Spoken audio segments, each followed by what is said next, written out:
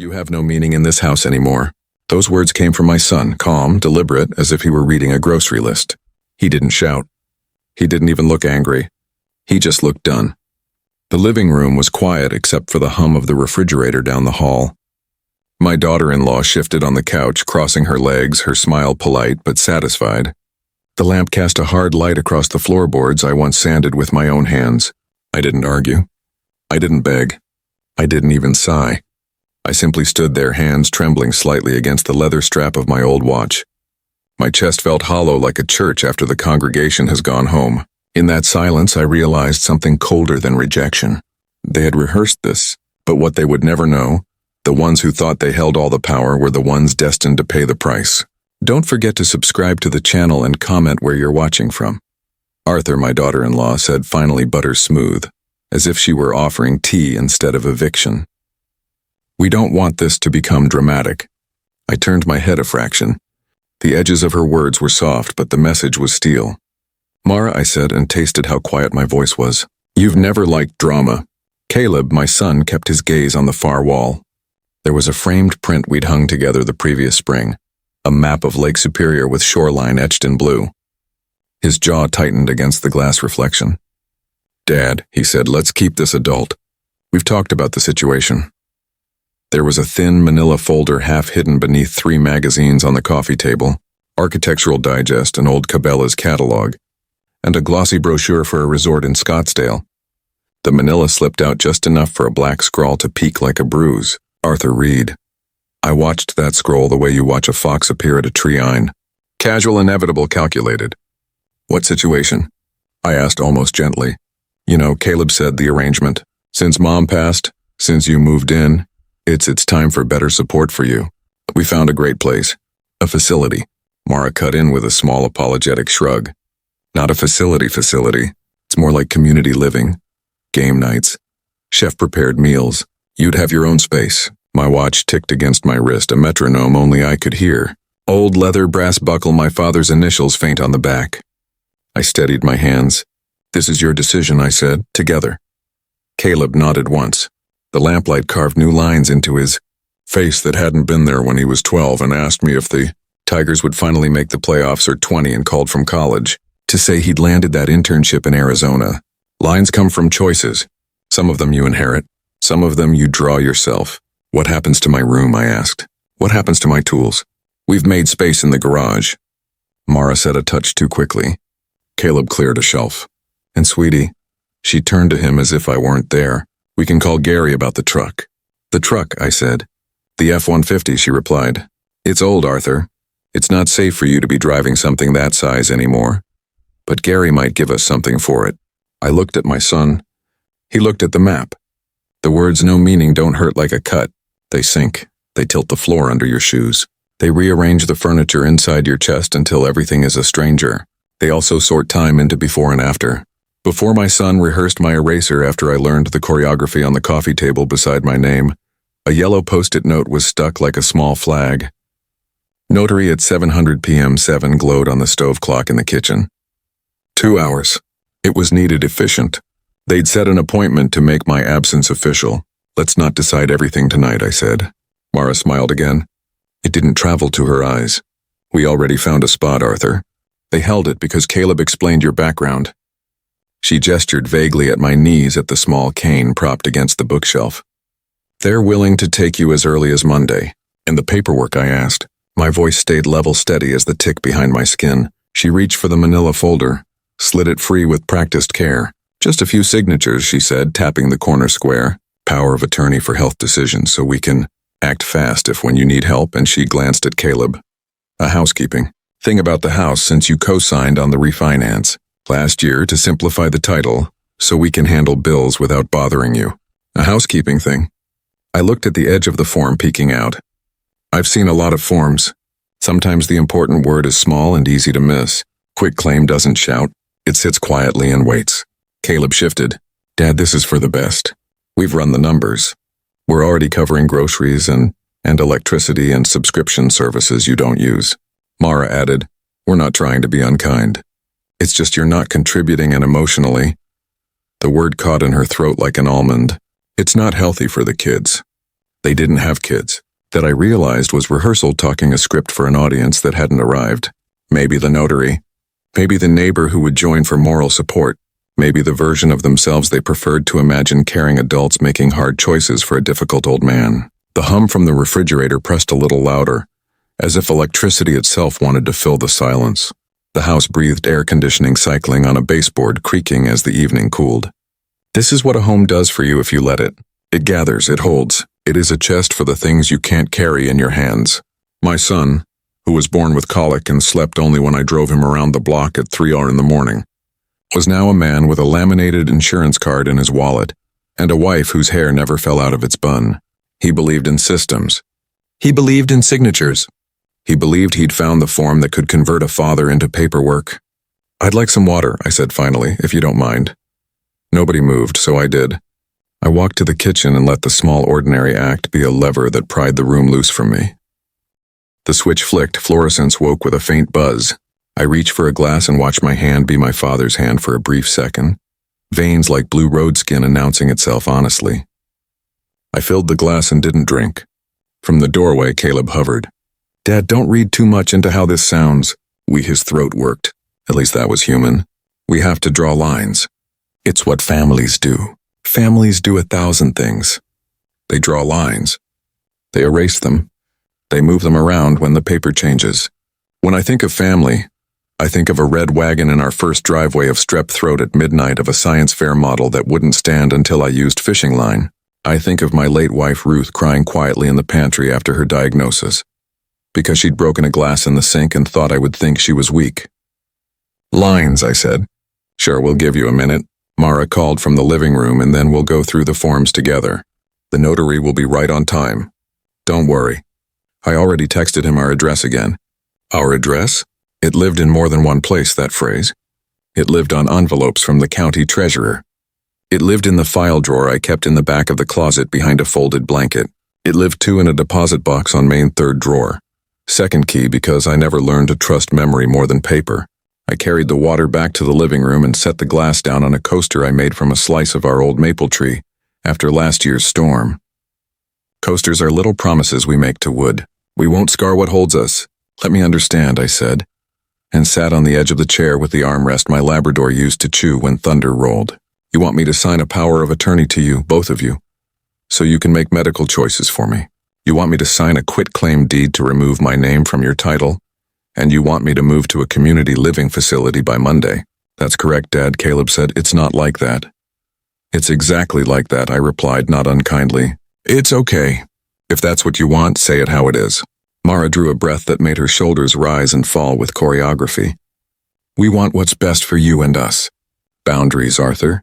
She tilted her head a little. "You always taught Caleb to be decisive. He's being decisive. The thing about advice is that it ages. It either becomes wisdom or it becomes evidence." I'd said those words once, yes. At a kitchen table with a math worksheet between us and a coffee stain creeping toward the edge. Decisive means choosing the right answer when you're afraid of getting it wrong. It had not meant to remove the throat that feeds you. "All right," I said. I let the word sit unadorned. "All right," Caleb repeated, blinking. He hadn't expected that, not yet. "I'll look everything over," I said. I don't sign things I haven't read, and I don't read when I'm thirsty.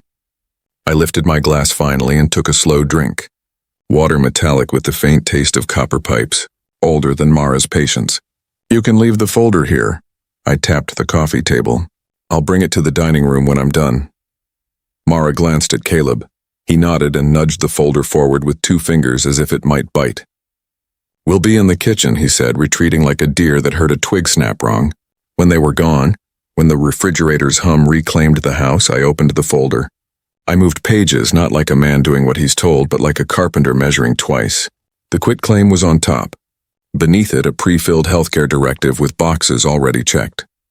Do not resuscitate was mercifully blank. A third packet, this one surprised me more than it should have, was a consent to allow the community to manage my mail. I didn't feel anger, not the loud kind. What I felt was a clean border come into focus. On my side of it, memory labor. A mortgage payment made on the 1st of every month because that's how you let people know you're steady. On theirs, a plan designed to be efficient, expedited by a notary who would smell like wintergreen gum and leave a blue stamp on my table. There are different kinds of power. The no-less one is paperwork prepared ahead of time. The older I got, the more I understood that. When Ruth got sick, I learned to keep folders in duplicate, one at home, one away. When Caleb bought this house, I learned to read the fine print on a refinance and insisted my name stay where it had always been. Not because I didn't trust him, but because I understood that trust and prudence aren't enemies. I closed the folder and let my eyes land on the family photos along the stairway wall. The staircase had a slight creak on the third step always had. In the photos, time had a way of curving back on itself. There was Caleb at 6 bowl cut and a gap-toothed smile holding a bluegill. He swore weighed 5 LB. There was Ruth in her navy dress, sunlight in her hair. There I was, younger, wearing a tulle and die-cap sawdust on my shoulder. I tried to see the line between then and now. Maybe it had always been there. Maybe it had shifted under our feet while we were busy doing dishes. I rose. My knee complained, then settled into quiet. I took the folder with me, not because they'd asked, but because I needed its weight in my hand. In the hallway, I paused and placed my palm on the wall where the paint never quite matched after we fixed a leak in March.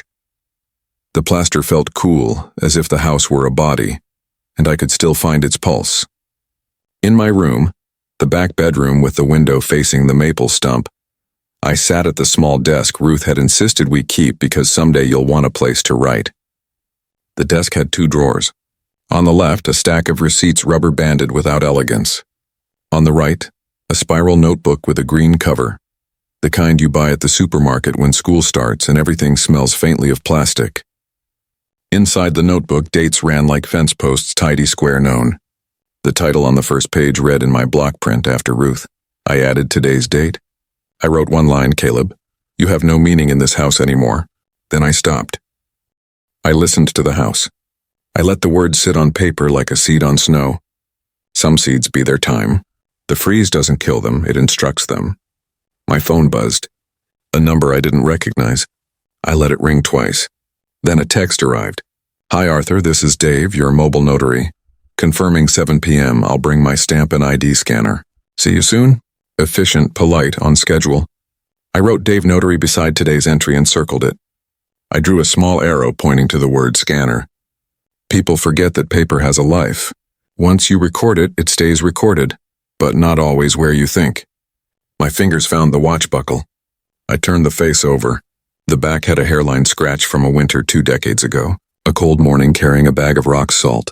My father's initials were there, a faint ghost, HJR.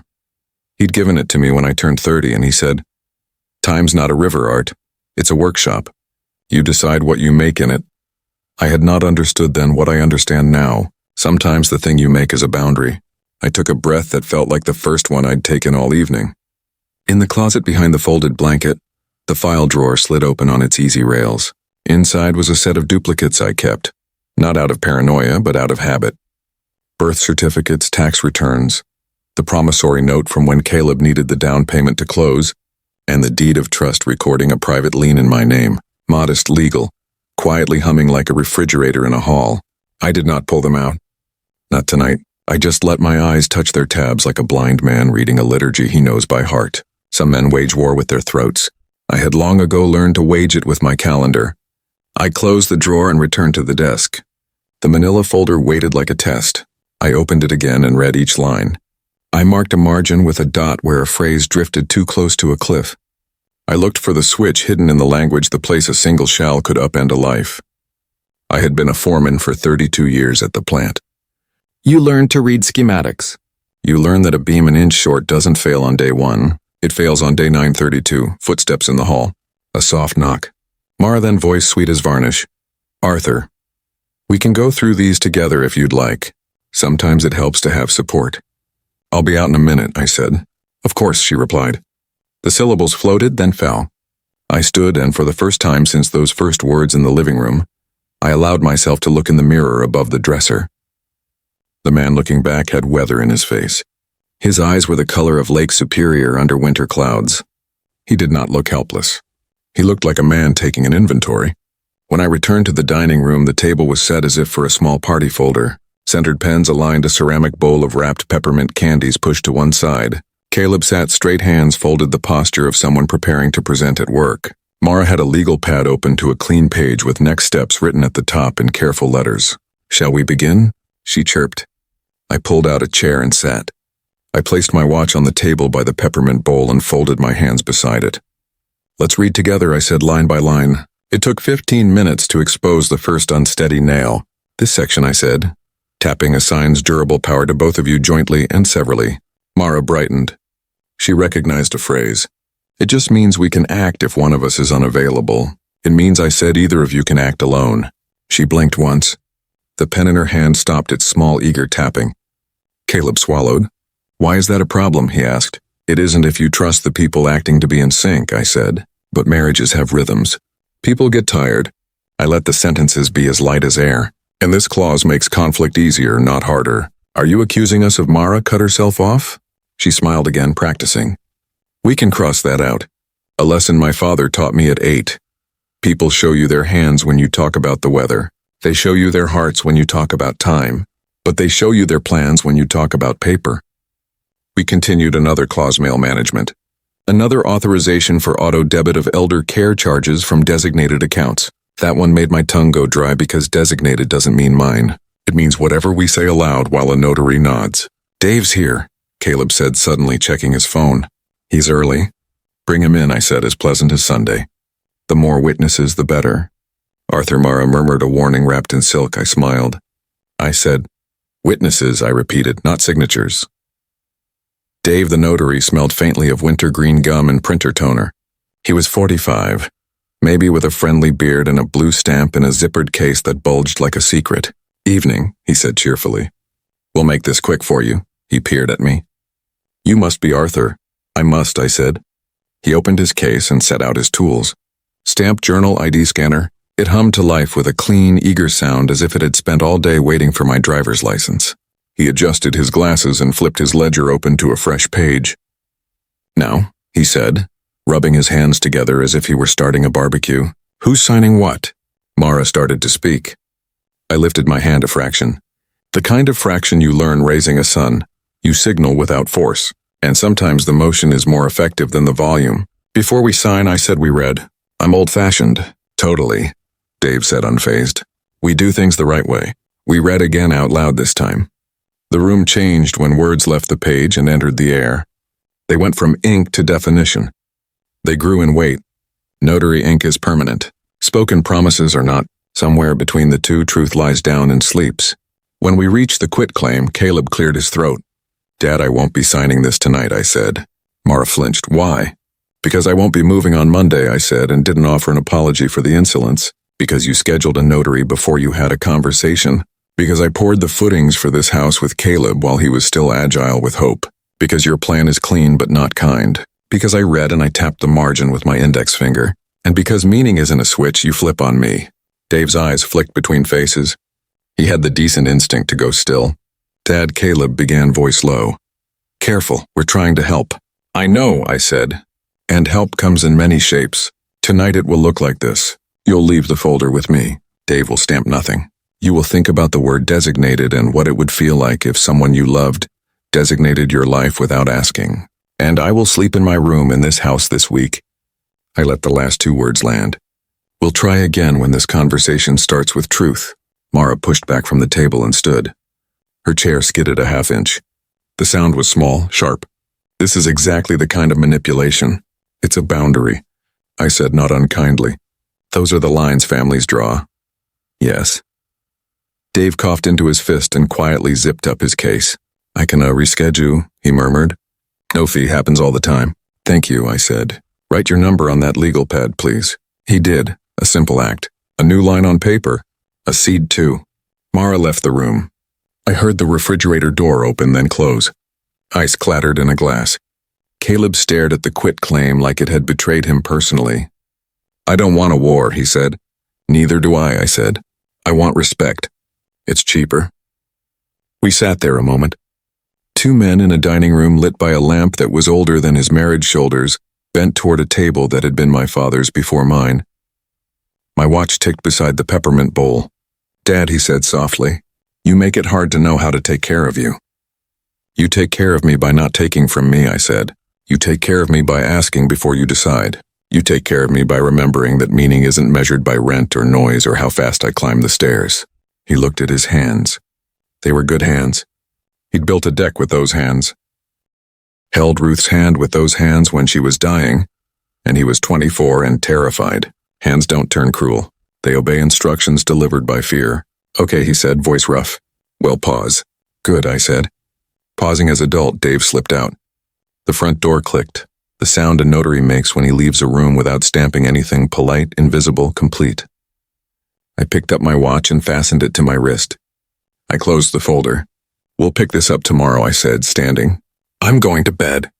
I took the folder with me past the staircase photos, past the creek on the third step, past the map of Lake Superior. In my room, I set it on the desk, slid my green notebook on top and laid my watch on the pile like a paperweight from a different century. Then I turned off the light. The room held its breath. Outside, a neighbor's sprinkler ticked like a cheap metronome, stitching the dark with water. I sat on the edge of the bed and let stillness be my answer to the night's rehearsal. Before sleep took me, I did one small thing, the kind of thing no one notices in stories until the end when they realize it was all a hinge. I opened the drawer, removed an envelope with a name written in my square block letters, Commonwealth title, and placed it beneath the folder. A simple motion, a quiet hook set in deep water. Tomorrow the past would knock. Tonight I chose to hear it, and I chose to be ready when it opened the door. The night after they tried to erase me, I didn't sleep. I sat awake in the dark, listening to the house breathe as if it were still on my side. The hum of the refrigerator was steady in the distance. The pipes clicked as the temperature shifted, and every sound felt like an ally that had stayed when my blood had turned against me. I stared at the ceiling until dawn painted the edges of the curtains, and in that gray half-light memory returned like an uninvited guest. I remembered Caleb at 5 years old standing at the end of our gravel driveway with a baseball glove, too large for his hand. He would wave it in the air like a flag, begging me to play catch the moment I pulled up from work. My back would ache. My hands would still carry the smell of metal and grease from the plant, but I would always give him again. That word was his anthem again, Dad. Again. And I gave it to him even when I had nothing left. Now 30 years later, my son had sat across from me with a manila folder meant to erase me, and all I could hear was that small boy's voice. It broke me in ways I didn't show and hardened me in ways they could not see. When the morning came, I buttoned a clean shirt and walked into the kitchen with my cane tapping against the floor. Mara looked up with that polished smile that never quite reached her eyes. "Morning, Arthur," she said brightly like a store clerk greeting a customer. Caleb sat at the table with his spoon hovering over cereal, his eyes heavy with something he didn't want to say. I poured myself coffee without asking, let the silence speak louder than any words, and sat down. We ate like strangers who had forgotten they once shared blood. Halfway through, I set my mug down and said as if it were nothing, "I kept the lien from when you bought this house." Caleb blinked. Mara's smile faltered. "What lien?" she asked too quickly. "The one from the down payment," I said. "You didn't have enough saved. I put in 40% to make sure you'd get the loan. Paper doesn't age like people do. It stays fresh." Caleb shifted in his chair. Mara pressed her lips together. They said nothing, but the silence told me everything. They had forgotten the seed I planted years ago, but the soil had kept it alive. After breakfast, I walked into the backyard. The grass was wet with dew, the air crisp, and the maple stump from last year's storm still stood like a gravestone. I sat on the bench beside it and closed my eyes. From that place, I could hear Ruth again, her voice soft and steady. She used to sit there in her robe with a book in her lap and tell me, "Arthur, you have to teach Caleb patience. He wants everything too fast." I'd laugh and say, "That's youth. Let him run." And she'd answer, "One day he'll forget to stop running. That's when he'll need you most." I whispered into the empty yard. "You were right, Ruth, he forgot. But he'll learn. Not through shouting, through truth." When I walked back inside, I caught Mara on the phone. She was whispering, her tone polite but sharp. "Yes, Friday works. No, he hasn't signed yet, but he will have everything ready." Her eyes widened when she saw me. "Just Gary," she stammered when I asked about the truck. But Gary didn't work Fridays, and she knew I knew. They were already moving the pieces, arranging to list the house and shove me into a corner of the world I hadn't chosen. I didn't need the whole conversation.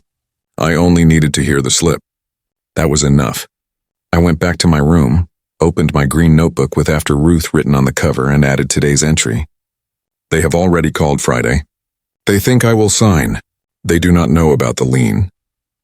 They do not know what patience looks like when sharpened. I underlined the word patience twice. Then I closed the notebook and took the walk I knew would matter. At the bank, the clerk recognized me. "Mr. Reed, still keeping everything squared away?" she asked cheerfully. "Always," I replied. I asked her to confirm the lien file, to update the mailing address, and to print the current record of ownership. Everything was intact. My name hadn't moved an inch. As I left, I felt the way Ruth used to feel finishing a puzzle, sliding the last piece in place. That lien was my piece, hidden but irreplaceable. On the walk back, old Mrs. Kravitz from next door waved me over.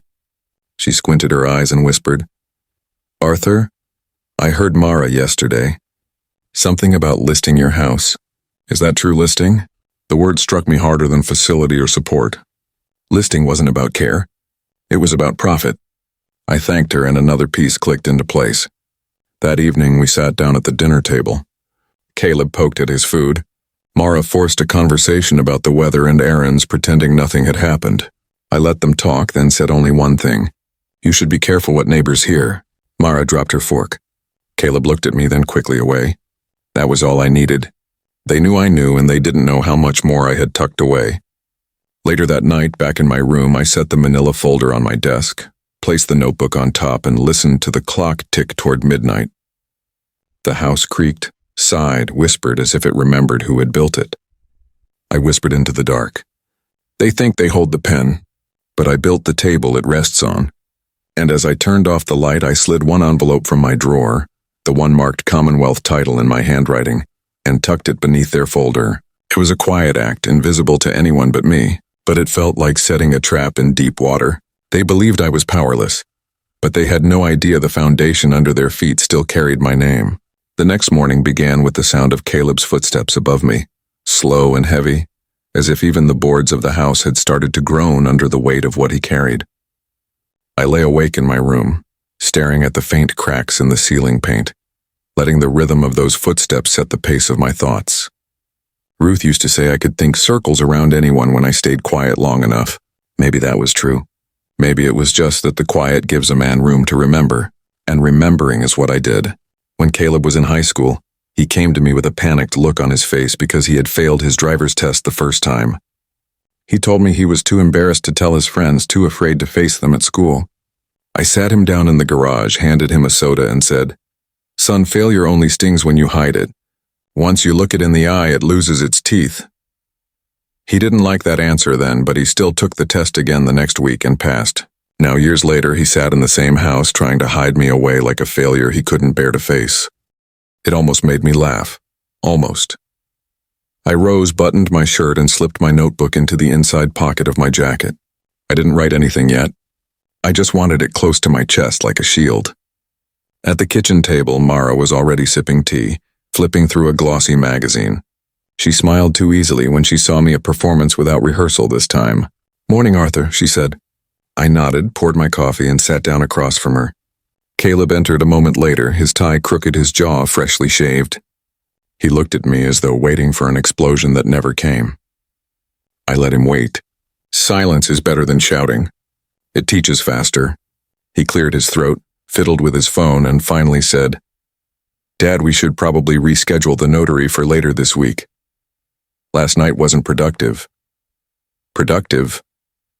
I repeated, rolling the word slowly across my tongue. "That's a good way to describe it." Mara gave Caleb a quick look, the kind couples give each other when they're trying to stay on the same page. "We only want to make sure things are in order, Arthur, for everyone's peace of mind." "Peace of mind," I said, taking a sip of coffee. "Whose mind?" Neither of them answered. Caleb adjusted his tie again. Mara flipped another page, her eyes never quite meeting mine. I let them stew in the silence until my cup was empty, then stood and carried it to the sink. "I've got errands today," I said. They didn't ask what kind. That was mistake number one. I walked into town slowly, cane tapping. Not because I needed the support so badly, but because I wanted to look the part. They expected the fading man, the weak one, the burden. You learn things when people think you're too old or too tired to matter. They forget you can still listen. At the corner bakery, I overheard two men talking about property values rising near the interstate. At the post office, a clerk asked me if I was finally moving into Silver Pines, the very community facility Mara had mentioned. I smiled thinly and told her, "No, not yet. Rumors, it seemed, were already making the rounds. My family had a head start on rewriting me out of my own story. They just didn't know I had already sharpened my pencil. By mid-morning, I reached the law office of my younger brother Daniel. The sign out front was weather-worn but still legible. Reed and Associates Attorneys at Law. He wasn't expecting me, but when I stepped inside, he rose from his desk with surprise in his eyes. "Art, well, I'll be damned. What brings you here?" I sat across from him, laid my cane gently by the chair. "I need some advice," I said, "and I need it to stay between us." His smile faded into seriousness. Of course, I told him everything. Not in one breath, not in a rush, but carefully, like laying out tools on a workbench. The notary, the quitclaim deed, the facility that Mara and Caleb had already chosen. The call is on Friday. The whispers about listing the house. Through it all, Daniel listened with the patience of a man who has heard worse, but still feels the sting when it comes from family. When I finished, he leaned back and exhaled. "Art, they don't know what they're walking into. If the lien is still active, if your name is still on the deed, they can't do a damn thing without you. You hold the cards." I nodded slowly. "I know, but knowing isn't enough. I want them to feel it. I want them to understand that trust isn't a signature you squeeze out of someone. It's earned. And if they forgot that, then maybe it's time they relearn." Daniel tapped his pen against a yellow legal pad. "We can make this very uncomfortable for them without you lifting more than a finger. I'll draft a notice. It'll remind them that the lien still stands. That way, if they try to refinance or sell without your consent, the bank will block them cold. They'll get the message quick." "Good," I said, "but don't send it yet. Let's wait until they think they've won." His eyes flickered with something like admiration. "You always were the patient one." "Patience," I said, almost smiling, "isn't waiting quietly. It's sharpening quietly." We shook hands before I left, and his grip carried both promise and blood. On the walk home, I thought about Ruth again. She used to say, "Arthur, you never raise your voice, you raise the stakes." I hadn't understood then how true that was, how sometimes the quiet man at the table is the one writing the rules of the game. When I stepped through the front door, Caleb and Mara were in the living room talking in hushed voices. They stopped when they saw me, their eyes darting like guilty children. I didn't comment. I just walked past them, can steady, and into my room. At my desk, I opened my notebook and wrote, "Met Daniel. He knows everything. We wait." They believe silence means surrender. They don't know silence can mean strategy. That evening, Mara knocked softly at my door. "Arthur, do you have a moment?" Her voice carried that edge of politeness that hides a knife. I opened the door. She stood there holding a casserole dish. "I made extra tonight. Thought you might like some." I looked at the dish, then at her. "Thank you," I said, taking it. Our eyes held for a beat longer than courtesy required. She wanted to see if I'd reveal something, fear maybe, or gratitude she could twist later. I gave her nothing. When I closed the door, I set the dish on the desk beside the folder untouched. Food offered out of guilt never sits well in the stomach. The house was quiet after dinner. Caleb retreated to the garage, Mara to her phone calls. I walked the hallway slowly, my cane tapping against the wood floor, and paused by the family photographs on the wall. There was Caleb at 10 holding a model airplane we built together. There was Ruth laughing at something behind the camera. There I was, younger, holding a fishing rod with Caleb perched proudly beside me. I touched the frame lightly. "You were mine once," I whispered. As I returned to my room, I noticed the faint outline of an envelope slipped under my door. I picked it up. It was blank. Inside was a single sheet of paper printed neatly, Silver Pines Community Welcome Packet. Someone had slid it under as if it were a hotel brochure, as if my life were already booked for me. I sat on the edge of the bed staring at it. Then I folded it once, twice, and tucked it into the back of my notebook, not as a surrender, as evidence. Later I heard Mara on the phone again. Her voice carried through the thin walls. "Yes, Friday should be fine. He'll sign by then. Don't worry." She laughed softly. "He's too tired to fight." I smiled in the dark. They thought fatigue meant defeat.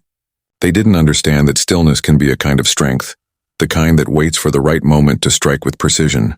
Before bed, I pulled the envelope marked Commonwealth title from my drawer once more, placed it beside the manila folder they'd given me, and looked at the two together. Their folder wanted to erase me. Mine wanted to remind them I could not be erased. The contrast was almost poetic. I lay down, hands folded over my chest, listening to the house settle into its bones. I thought of Ruth, of her puzzles, Not because I meant to brandish them, but because I meant to guard them. Evidence like a blade is useless if you leave it rusting. I tucked the satchel beneath my jacket, gripped my cane, and stepped out into the cool air. Mara was at the counter with her phone, stirring sugar into her coffee. She raised her eyebrows when she saw me dressed neatly, jacket zipped and shoes shown. Going somewhere Arthur errands. I said the same word as before, her lips pressed into a line. She wanted to ask more, but didn't.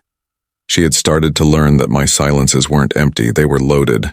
I walked into town again, slow but steady, letting every tap of my cane remind me that weakness is sometimes the perfect disguise. The first stop was Daniel's office. When he saw the satchel, his eyes sharpened. "Art," he said, closing the door behind me. "You look like a man about to file a lawsuit." "Not yet," I answered. "But I need you to hold these safe." Quiet. He opened the satchel, pulled the folders out one by one, his lawyer's eyes scanning the stamps, the signatures, the notary marks from years ago. "These are gold," he said softly. "Anyone who tries to move on that house this lien blocks them cold. And Ruth's will names you executive.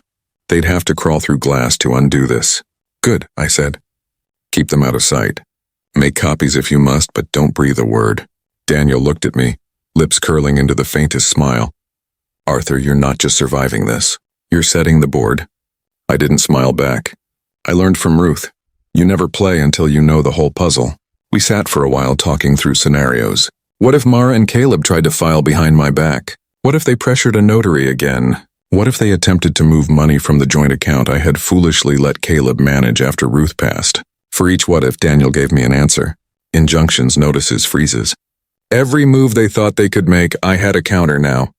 When I left his office, I felt the same steadiness I had felt 30 years ago, walking out of the plant after closing down a faulty machine. Back then, I knew lives depended on me catching what others missed. Now it was my dignity, my home, my meaning. On the way home, I stopped at the post office. "Morning, Arthur," the clerk said. "Want me to forward your mail to Silver Pines yet?" She meant it as a joke, but her smile faltered when she saw my face. "Not today," I said quietly. "Keep everything here, and if anyone asks about my forwarding address, you call me first."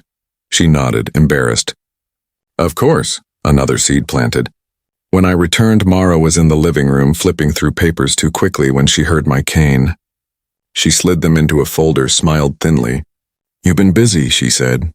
"Better busy than useless," I replied. I saw the twitch in her cheek, the way her smile strained. Words, when calm, cut deeper than shouts. That evening, Caleb came home late. His tie was loose, his eyes bloodshot. He tried to act casual, but casual doesn't come easily to guilty men. We sat at the table in silence until he cleared his throat. "Dad," he said, "finally we need to move on this. Mar has been stressed. I've been stressed. We're not trying to hurt you. We just can't keep living like this." I set down my fork. "Like what?" Like there's no order, no plan." "There is a plan," I said evenly. "It's just not yours." He blinked. "What do you mean?" I didn't answer. I let the silence hang until he pushed his chair back and stood. Mara hurried after him, whispering sharp things I couldn't catch. Or maybe I could have if I cared, but I didn't. That night I sat at my desk and opened the satchel again. I laid out the folders not to study them, but to remind myself of what I carried. Paper may seem fragile, but paper toppled empires. A deed, a lien, a will. These were my quiet weapons. I wrote in the notebook. Daniel holds the originals. Seeds at the post office. Mara nervous. Caleb cracking. Paper is stronger than fists. Then I turned off the lamp and listened to the house breathe. The next day, Frank called. "Art, my cousin at the clerk's office says Mara has been sniffing around asking about transfer timelines. She doesn't know your lien exists." "Good," I said. "Let her think the ground is solid, and my nephew heard from another agent. They've been asking about listings. She wants to know how fast a house can move." I chuckled softly. "They're sprinting toward a wall." Frank laughed, then grew serious. "You're not alone in this, Art, remember that." "I know," I said. And I did. Back at home, Mara tried a new tactic. She knocked on my door mid-afternoon carrying a tray with tea. "Arthur, you must be tired." I made chamomile. It helps with stress. I looked at the cup steaming gently and then at her. "You drink it," I said. Her smile faltered. She set the tray down and left without a word. That evening, Caleb tried again. He stood in the doorway of my room looking like a boy about to confess to breaking a window. "Dad, why are you fighting us?" "I'm not fighting," I said. "I'm remembering." Remembering what? That this house was built on my back. That trust isn't paperwork. That meaning isn't something you get to erase. His mouth opened, then closed. He looked at the floor. We just thought it'd be easier. Easier, I repeated. For who? He didn't answer. He just left. That night I slipped the Commonwealth title envelope from my drawer again and placed it beside the satchel. My watch ticked beside it, steady as a heartbeat. I thought of Ruth, of her puzzles, of her patience. I thought of Frank, of Daniel, of the seeds planted in town. I whispered into the dark. They think they've cornered me. They don't see I've already built the door. And with that I knew the weapons were ready. Not guns, not fists, but the quiet strength of paper allies and patience. The storm was closer now, and when it broke, it would not be me who trembled. The first sign that the tide was turning didn't come with shouting or slammed doors, or even another set of neatly prepared papers. It came with the look on Caleb's face when he answered his phone one Thursday morning, standing at the foot of the stairs in his pressed shirt and polished shoes. His voice was careful clipped, and then it broke with 3 words that told me more than he meant to. Denied. How? Denied. I sat at the table with my coffee cooling in front of me, pretending to read the paper while my ears caught every syllable. Caleb's jaw tightened, his free hand clenching and unclenching as if he could squeeze the word denied into submission. Mara hovered nearby, her lips pressed into a hard line, watching him the way a card player watches her partner fold too soon. When he hung up, the silence that followed was thicker than any argument we had ever had. Everything all right? I asked softly, not looking up from the paper. It's nothing. Caleb snapped too fast. Must be, I said, folding the paper and setting it aside. Nothing has a way of making men sweat. His eyes flashed toward me, then away. Mara put a hand on his arm, whispering something I couldn't catch, but I didn't need to. I already knew what that call was, the bank. The lien Daniel had quietly kept alive had done its work. My son, who thought he could erase me with the signature, had just discovered that the ground under his feet wasn't solid after all. The rest of the day passed with a nervous quiet. Caleb left for work later than usual, muttering about meetings while Mara stayed glued to her phone, pacing the kitchen tiles until she wore a faint path into them. I let them stew. Patience is its kind of pressure. You don't need to raise your voice when time and truth are squeezing you. That evening, Caleb came home earlier than usual. He didn't sit in the living room like he normally did, scrolling on his phone to avoid conversation. Instead, he came straight to my room. He stood in the doorway, arms crossed, eyes darting from my cane to the desk where the notebook sat. Dad, he said finally, we need to talk. I looked up slowly. We've been talking, Caleb, you just haven't been listening. His jaw clenched. The bank said there's a lien from you from years ago. Why didn't you tell me? Because you never asked, I said. He stepped inside, voice rising. You made it impossible for us to move forward. Do you realize what you've done? I rose carefully from the chair, leaning on my cane, meeting his eyes level. What I've done, I said evenly, is protect what's mine, what your mother and I built. What you forgot. Mara appeared behind him, her face taut with frustration. Arthur, this isn't fair. We've been trying to set things up for you to make sure you're cared for, and you're sabotaging it. I almost laughed. Cared for? Is that what you call it? Scheduling a notary behind my back, sliding Silver Pines brochures under my door. That's not care.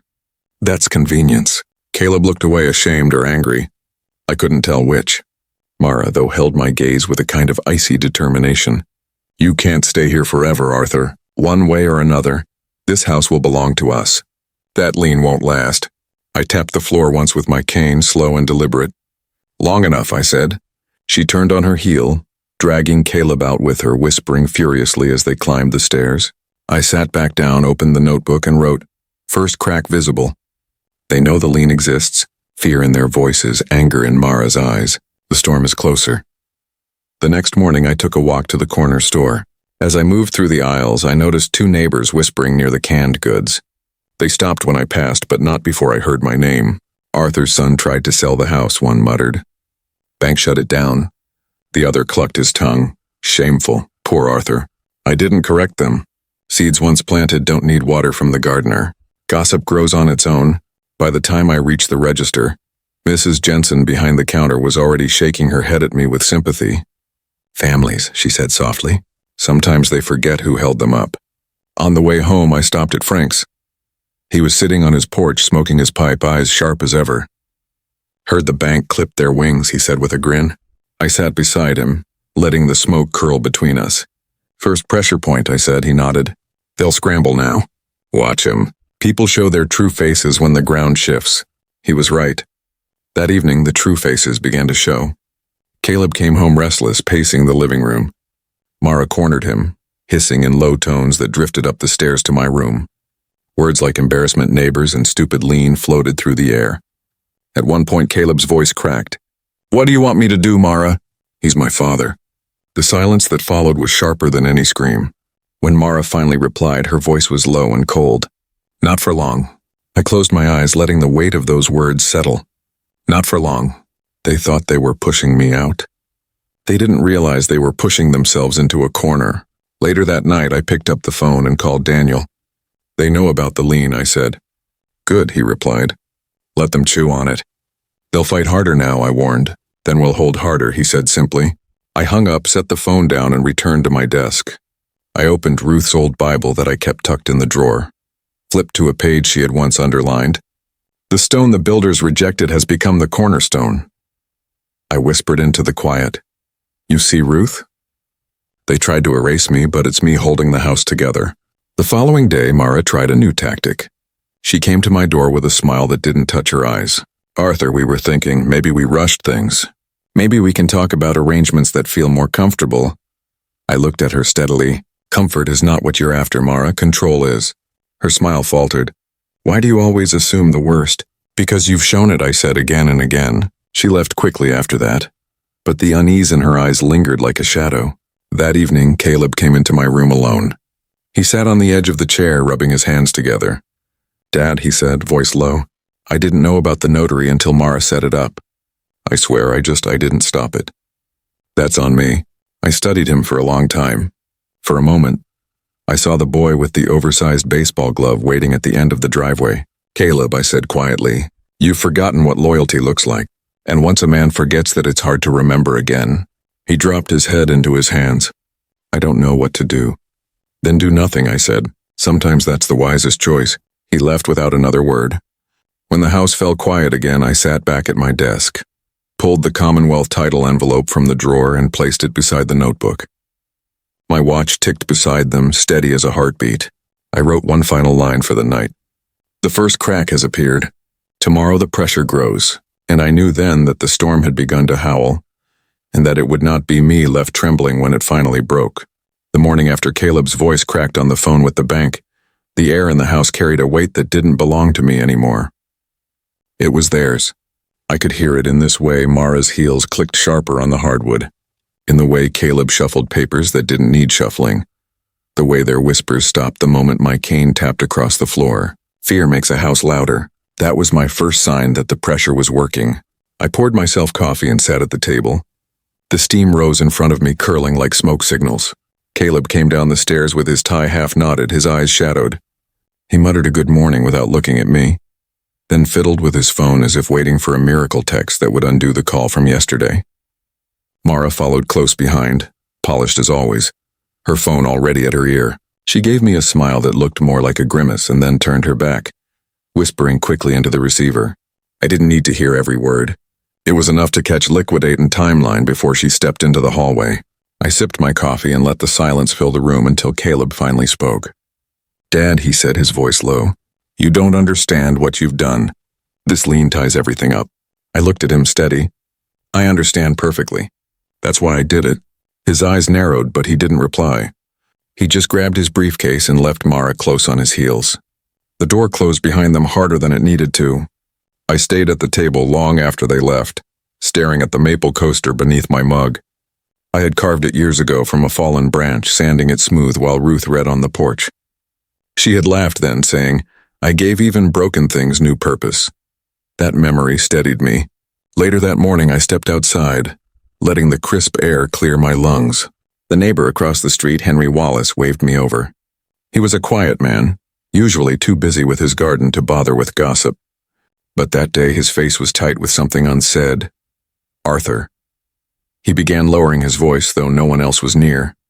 I don't like to meddle, but I overheard Caleb at the hardware store yesterday. He was talking to the clerk about refinancing. Sounded like he was upset. Mentioned your name more than once. I studied Henry for a moment. He was the kind of man who measured words carefully, not prone to exaggeration. And what did he say exactly? He said, "My father's making this impossible. He won't let go." Henry shifted uneasily. "Look, I don't know what's going on in your house, but folks are talking. Some say Caleb's trying to push you out. Others say you're the one holding him hostage. I figured you should know." I nodded slowly. "Thank you, Henry. Talking is what towns do best." As I walked back, I thought about how quickly the story had started to spread. Rumors are like kindling. Once the spark catches, the fire takes on a life of its own. But unlike fire, rumors don't just destroy. They also illuminate. They make people look closer. And sometimes they make people choose sides. By the time I reached home, Frank had already called. "Art," he said, his voice low but steady. "My cousin at the clerk's office told me Mara tried to request a copy of the deed. She was angry when they told her she couldn't access it without you. She left in a huff. Word spreading." "Good," I said. "Let them chase shadows." That afternoon, Mara cornered me in the kitchen. Her smile was brittle, her tone falsely sweet. Arthur, the neighbors, seemed concerned. I had Mrs. Jensen at the bakery ask me if everything was all right. "Did you say something?" I stirred sugar into my tea slowly. "I said the truth, Mara. People can decide what to do with it." Her eyes flashed. "You're making us look like villains." I looked at her calmly. "I don't have to make you look like anything. People see for themselves." She opened her mouth to retort but closed it again, pressing her lips tight. Then she stormed out her heels, snapping against the floor like gunfire. That evening, as the sun slipped low, Caleb came into my room. He didn't sit. He just stood there, shifting his weight from one foot to the other. "Dad, this is getting out of hand. Everyone's talking. Mara is furious. You need to stop." "Stop what?" I asked softly. "Stop making us the enemy." I leaned on my cane, meeting his eyes. "You don't become the enemy because of what I say, Caleb. You become the enemy because of what you do." He flinched, and for a moment, I saw the boy he had once been ashamed after breaking a neighbor's window with a baseball. Back then, he had come to me in tears, begging me to fix it. I had told him the only way to fix it was to knock on the neighbor's door himself, admit the mistake, and offer to pay. That lesson had stayed with him for years, but somewhere along the way he had stopped knocking. He left without another word. That night I wrote in my notebook, "Neighbors," whispering. "Henry is neutral, no longer leaning toward me." Clerk confirmed Mara's panic. Caleb cracking. "They can't control the story anymore." The next day the whispers turned into open conversations. At the post office, 2 women I barely knew approached me. "Arthur, is it true your son's trying to sell your house from under you?" One asked. Her tone wasn't cruel. It was sympathetic, almost protective. I didn't confirm, didn't deny. I just said, "Sons forget. Sometimes fathers remember." They nodded solemnly, their eyes soft with pity, and walked away. By the time I reached home, I knew the town wasn't neutral anymore. They were watching. And in a small town, being watched is sometimes worse than being judged. That evening, as I sat on the porch with my cane resting against my leg, Henry came by again. He stood at the bottom of the steps, clearing his throat. "Arthur, if you ever need someone to vouch for you about the lien about the house, I'll stand by you. Folks trust me. They know I don't talk unless it matters." I looked at him surprised. Henry had always been neutral, keeping his nose to his garden, his ears out of trouble. But now he had stepped across the line. "Thank you, Henry," I said. "I may take you up on that." That night I sat at my desk, the satchel open, the papers spread before me like pieces of a puzzle. My watch ticked steadily, a reminder that time itself was on my side. I wrote in the notebook Henry crossed over. The town sees. Rumors are no longer mine to spread. They live on their own. Mara and Caleb think they can control the house, but the house has already chosen its witness. I closed the notebook, turned off the lamp, and let the darkness settle. The storm was almost here, and it was no longer just my storm. It was theirs too, and when the wind shifted, it shifted in my favor. The morning it all came to a head was gray, the kind of gray that seeps into the walls, into the bones of the house, into the silence between people. I woke before dawn as always, sitting on the edge of my bed with the watch ticking faintly against my wrist, the green notebook open in front of me.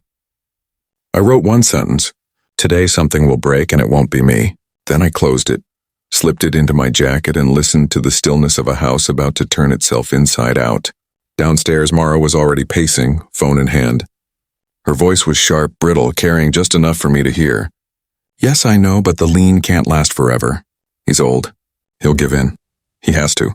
Just hold the buyer a little longer. Her words cut off when she saw me at the bottom of the stairs. She smiled too quickly, covering the phone. Morning, Arthur. Coffee's on the counter. Thank you, I said evenly, walking past her to pour a cup. The kitchen felt smaller with her in it, her perfume mixing with the bitter scent of panic she tried so hard to mask. Caleb came down moments later, face pale, tie knotted too tight. He avoided my eyes, muttering something about a meeting, but he didn't leave. He lingered in the doorway, shifting from foot to foot as though waiting for permission for Mara to speak. What's the matter, son? I asked softly. He looked up startled, his mouth opened, then closed. Finally, he said. The bank called again. They won't move forward, not with the lien. I sipped my coffee, letting the silence do most of the talking. Paper, I said at last, has more patience than people. That's what I've always told you. He flinched as if the words themselves had weight. Mara cut in her tone sharp. Arthur, this has gone far enough. You're humiliating us. The neighbors are talking. The bank is treating us like fools. And all because you won't sign one piece of paper. I set my cup down gently. One piece of paper built this house. One piece of paper kept you afloat when you couldn't afford the down payment. And one piece of paper is keeping me here now. If you think paper doesn't matter, Mara, then you've never truly lived with consequences. Her face flushed. Her eyes narrowed, but before she could answer, the doorbell rang. The sound echoed through the house like a gavel. Caleb hurried to answer it. And when the door swung open, there stood Frank, solid as the oak he'd once cut for his porch beams. Beside him was Henry Wallace, hat in hand, his eyes steady. Behind them, a man in a gray suit I recognized from the bank was holding a folder. Morning, Frank said, stepping inside without waiting for an invitation. Figured we should all sit down. Mara stiffened. What is this? Henry spoke quietly, but his words cut sharply. It's the truth, Mara. Folks around town deserve to know it, and so does the bank. Arthur has every right to be here, more right than you've given him credit for. The banker cleared his throat, opening his folder. Mr. Reed's lien is valid and enforceable. Until it's resolved, no sale or refinance can proceed. Legally, the property cannot be transferred without his signature, and based on our records, he has no intention of providing it. Caleb's shoulders slumped as if someone had pulled the strings holding him upright. Mara's face went white, then red. You can't just show up here and humiliate us in our own home, she hissed. I leaned on my cane, watching them both unravel. I didn't ask them to come. The truth has a way of walking through the door on its own. Caleb looked at me, his eyes full of something I hadn't seen in years. Fear, yes, but also recognition. Recognition of the father who had once steadied him through storms. The man he had underestimated. Dad, he began, but his voice cracked. I raised a hand gently. Don't. You said I had no meaning in this house anymore. But it seems the house disagrees. Mara turned on him, then fury spilling out. This is your fault, Caleb. You said it would be easy. You said he'd fold, and now look, everyone's laughing at us. Her words echoed down the hall, sharp and cruel. The kind of words that linger long after they're spoken. Caleb shrank under them, his face drawn tight, shame etched across it. Frank stepped forward, his voice low but firm. Enough. Arthur doesn't need to fight you by shouting. He has the law. He has the town, and he has friends who won't stand by while you try to erase him. This ends now. The room went quiet. The only sound, the steady tick of my watch. Mara's chest heaved, her hands trembling, but she said nothing. Caleb dropped into a chair, burying his face in his hands. I turned to the banker. Thank you for clarifying. He nodded. I'll update the file. Unless Mr. Reed chooses, otherwise nothing moves forward. With that he left, leaving the weight of his words hanging in the air. Henry tipped his hat. Arthur, you ever need a witness? I'll stand by you. Then he too stepped out the door, closing softly behind him. Frank lingered a moment longer, his eyes meeting mine. He gave a slight nod, a reminder of the handshake that had started this alliance, then followed the others out.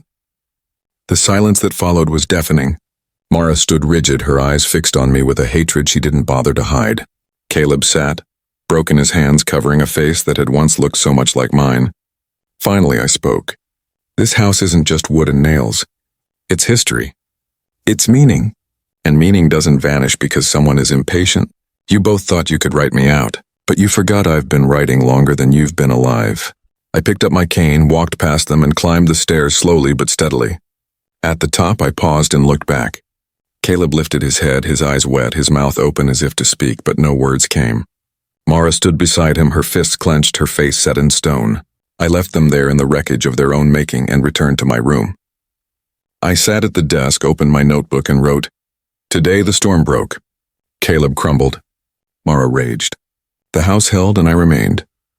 As I set down the pen, the weight I had carried for weeks eased slightly. Not gone, not forgotten, but lighter.